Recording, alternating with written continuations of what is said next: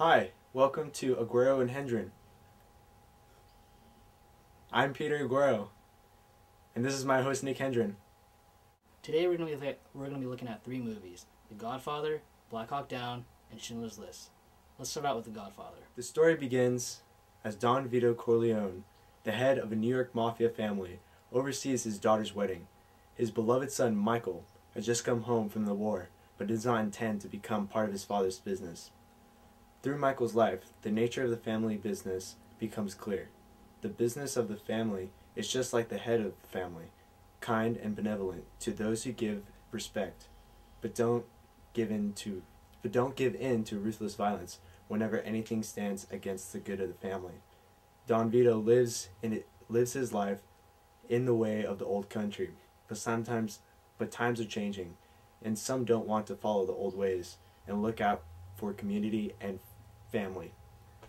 An up-and-coming rival of the Corleone family wants to start selling drugs in New York and needs the rival and needs Don's influence to further his plan. The clash of the Don's fading old world values and the new ways will demand a terrible price, especially from Michael, all for the sake of the family. Oh, Godfather, I don't know what to do. I don't know what to do. You can act like a man! What's the matter with you? Is this how you turn out a Hollywood Pinocchio that cries like a woman? What can I do? What can I do? What is that nonsense? Look. You know, Peter, rarely can it be said that a film has defined a genre, but never is that more than true than in the case of The Godfather. Since the release of the 1972 epic, which garnered 10 Academy Award nominations and was named the Best Picture, all gangster movies have been judged by the standards of this one, unfair as the comparison may actually be. Family responsibility, a father's legacy, the need to earn respect, the corruption under of power, these are some of the ingredients combined in Francis Ford Coppola's cinematic blender. They are themes which have intrigued the greatest authors of every medium through the centuries. Overall, I give it really 2 big thumbs up. Our next movie is Black Hawk Down. Based on an actual 1993 military mission, which was the longest sustained ground battle involving American soldiers since the Vietnam War, a group of American fighters are dropped inside the war zone of Mogadishu, Somalia, in order to abduct 2 of their Somali's warlords' right-hand men, which, according to the estimates, shouldn't have taken more than 30 minutes. People ask me, "Hey, Hoot, why do you do it, man? Why? Just some kind of war junkie?" I won't say a goddamn word. Why? They won't understand. They won't understand why we do it. They won't understand it's about the men next to you. And that's it. That's all it is. No war movie I have ever seen so vividly shows battle from differing perspectives.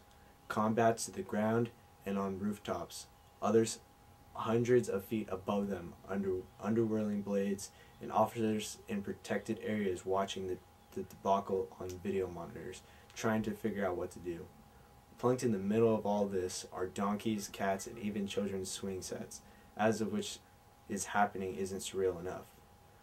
Black Hawk's knockout photography, editing, and sound are all state-of-the-art, while the ensemble performers, Tom Sizemore, Josh Hartnett, Ewan McGregor, and William Fisher, in contrast, are effectively subordinate to the material. I give this movie 2 thumbs up. And our last movie is Schindler's List. Schindler's List has to be one of the most moving and mesmerizing films I've ever seen. The power of the movie is insurmountable, and it's such an emotional journey.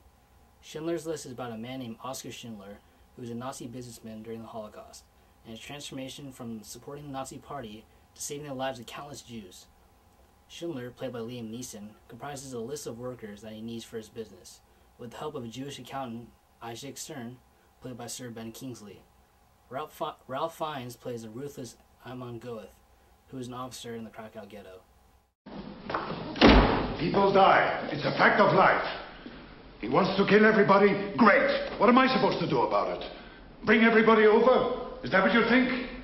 Send them over to Schindler. Send them all. His place is a haven, didn't you know? It's not a factory. It's not an enterprise of any kind. It's a haven for rabbis and orphans and people with no skills whatsoever.